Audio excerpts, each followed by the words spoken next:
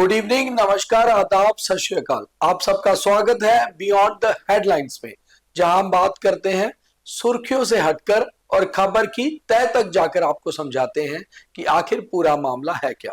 तो आज के बीटीएच में सिर्फ एक ही खबर, देश में 54 साल बाद होने जा रही बड़ी मॉक ड्रिल की। ये मॉक ड्रिल भारत पाकिस्तान में पहलगाम हमले के बाद आई तल्खी के बाद की जा रही है। हम आपको ये समझा रहे हैं कि आखिर इस मॉक ड्रिल के डूज एंड डोंट्स क्या होंगे। 7 मई 2025 को होने वाली इस मॉक ड्रिल को देश के 244 डिस्ट्रिक्ट्स में किया जा रहा है और किस तरह से इस मॉक ड्रिल में सरकार प्रैक्टिस करेगी या अपनी तरफ से तैयारी करेगी और आम पब्लिक को क्या करना है और क्या नहीं करना है, ये हम आपको आज के बीटीएच में समझाएंगे। तो सुनिए विस्तार में। 7 मई 2025 बुधवार को होने वाली एक नेशन वाइड मॉक ड्रिल का कारण क्या है, सबसे पहले ये जान लीजिए। 22 अप्रैल 2025 को पहलगाम में हुए आतंकी हमले के बाद जिस तरह से भारत और पाकिस्तान के बीच तल्खी बनी है, तनाव बढ़ा है, उसके बाद से लगातार भारत अपनी सीमाओं को भी तैयार कर रहा है और अंदरूनी हालात को भी। अगर कहीं भारत और पाकिस्तान के बीच जंग होती है, जो आखिरी बार डिक्लेयर्ड वॉर 1971 को हुई थी, हालांकि 1999 में एक कारगिल वार भी हुई जिसे डिक्लेयर्ड वार का नाम नहीं दिया गया। तो अगर कुछ ऐसी सिचुएशन बनती है तो देश की जनता किस तरह से तैयारी करे या किस तरह से तैयारी होनी चाहिए, उसको लेकर ही ऐसी मॉक ड्रिल्स होती हैं।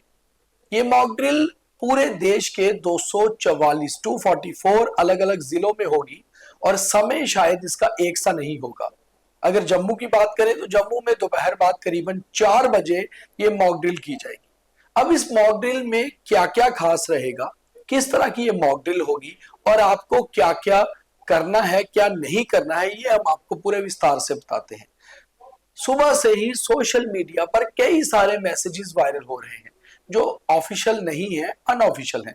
हालांकि कई सारे media channels, television channels, web portals और न्यूज़पेपर्स में भी अलग अलग तरीके से मॉक ड्रिल के बारे में बताया गया है और आम जनता को चेताया जा रहा है कि किस तरह की ये मॉक ड्रिल रहेगी।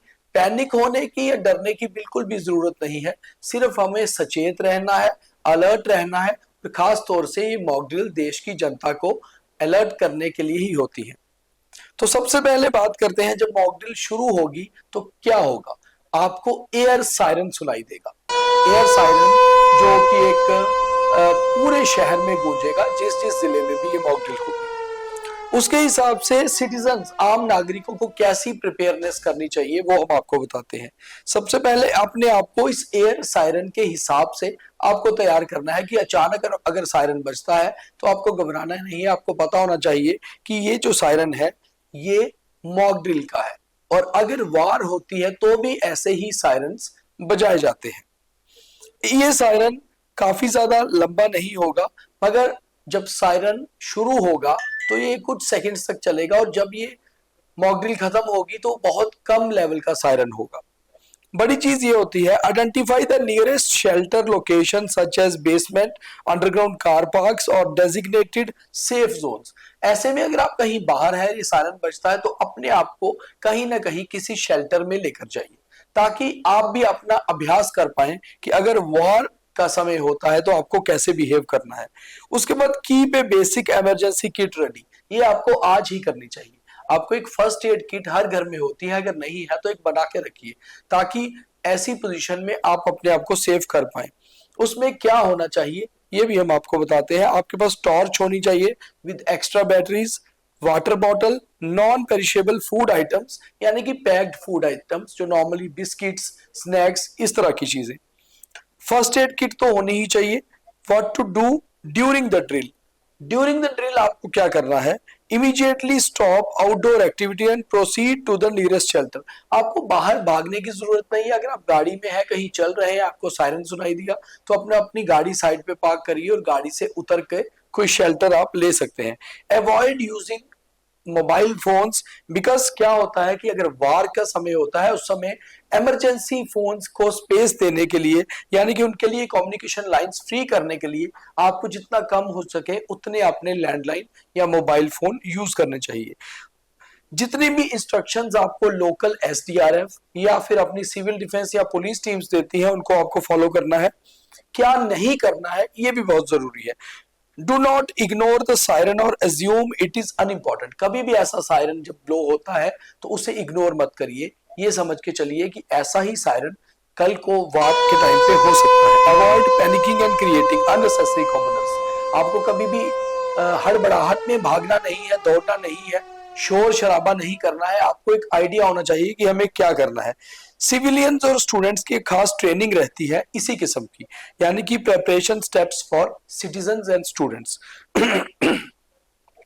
Attend community training sessions conducted before the drill.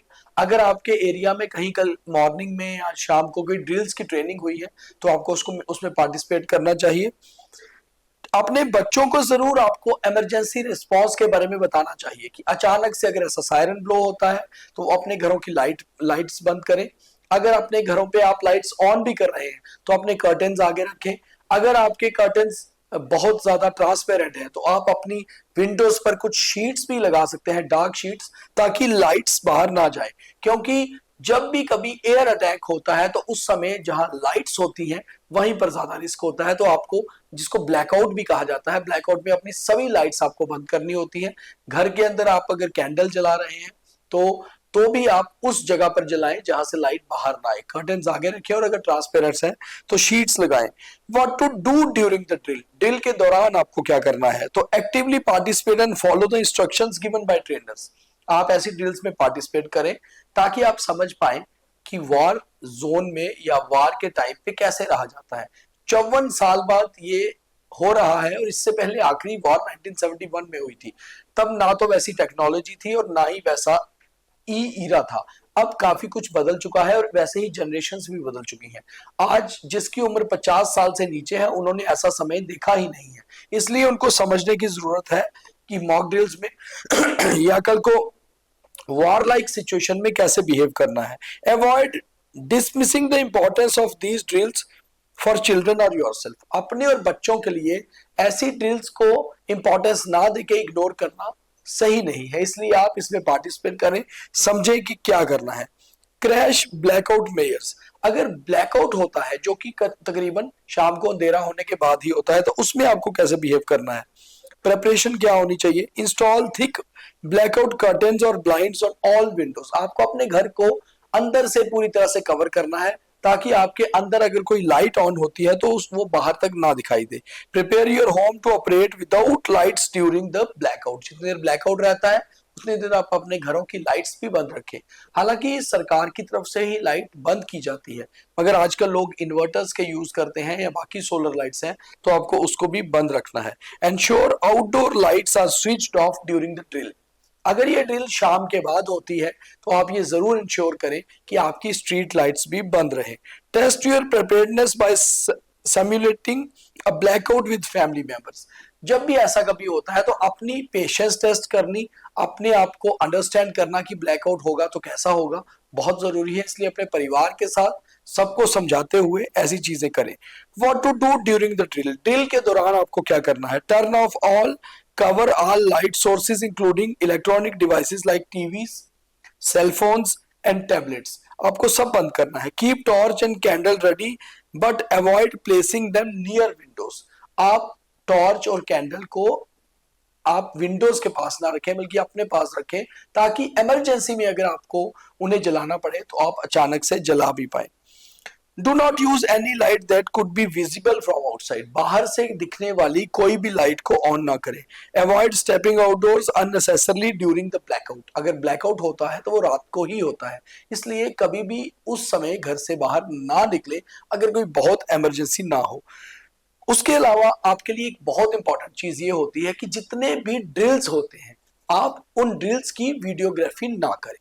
आप ना ही उसके वीडियोस बनाएं ना अपनी सोशल मीडिया पे डालें, क्योंकि सोशल मीडिया से आप दूसरों को बता रहे हैं कि आपकी तैयारी कैसी है, आपके यहाँ कैसी तैयारी चल रही है। तो ये सारी चीजें बहुत ही सीक्रेट होती हैं, इसलिए जो मीडिया के जरिए आपको दिखाया जा रहा है आप केवल उसे देखें और समझें कि अगर कल को यहाँ पर कोई वॉर लाइक सिचुएशन बनती है तो आपको कैसे बिहेव करना है। आपने आपको मेंटली भी फिजिकल के साथ साथ तैयार करें, अपने बच्चों को तैयार करें, और खास तौर पे जैसे लगातार आ रहा है कि आप कोई भी पुलिस या सिक्योरिटी फोर्सेस या आर्मी की वीडियोस ना बनाएं, आप उनकी प्रिपेयर्डनेस की वीडियोस भी वायरल ना करें, और हो सके तो आप जितने भी ड्रिल्स करते हैं उसे भी वीडियोग्राफी में ना करें, उसे कोई भी चीज आप बाहर ना बताएं कि आपकी तैयारी कैसी है।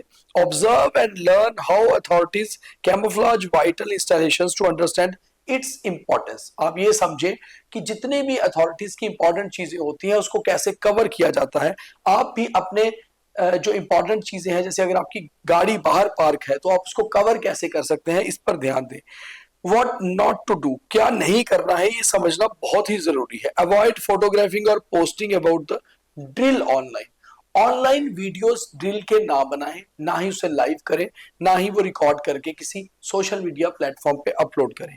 Evacuation plans, updates and rehearsals, preparation steps for citizens. Citizens को क्या करना है, prepare a go bag with essential including.